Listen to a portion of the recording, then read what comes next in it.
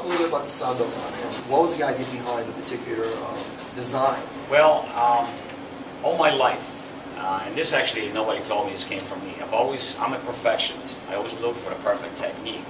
Throughout the years of training, I've discovered there's no perfect techniques, only perfect executions. But by doing that, doing research, I was learning anatomy, finding out how the body works, kinesiology, using physics. For instance, in my weapon design, I used a lot of physics concepts. So I found that out that in order to get that perfect delivery, you have to have those dots from the beginning to the delivery. Because like I said, there's no perfect techniques, only perfect execution. So that's where the concept for Sandokan came about.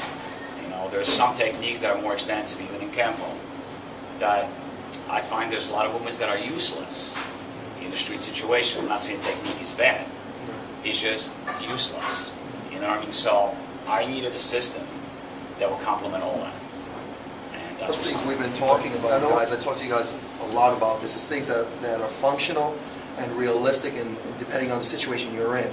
And so that's one thing I love about Modern Arnis and your system with the knife, because there's a lot of functional techniques in there that actually you translate and utilize in real situations. Sure. And there's a flow that you want to get to. We talk a lot about that, and we talk positioning also, and making sure, and technique, and then keeping them simple enough. Right? Yes. Simple enough this way you can apply them as soon as possible. Just work on repetition. Now, the Sandokan system, how many? Because I know some systems that I've learned have so many moves and so many techniques. Well, that's why this is the name Sandokan. Most of the techniques, okay, you have your base 3 moves. Right. You can always add, you can always compound the moves if you want. Right. But your base 3 moves takes the opponent out, whether with blade or without blade. Right. So. Right. And so to be blade to blade, you know, empty hand to blade. Could be 2 blades to 2 blades, 1 blade to 2 blades. We have short swords, which is called batons. Right.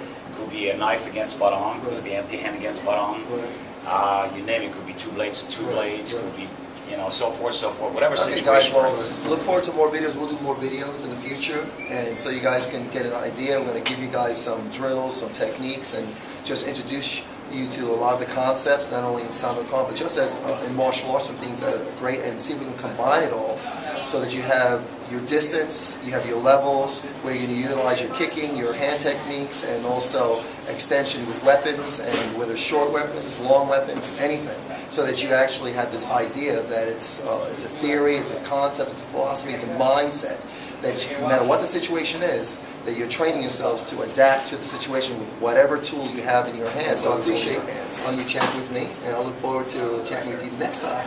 It's my pleasure. Okay. Hang loose. Okay, there we go. Cheers, thanks.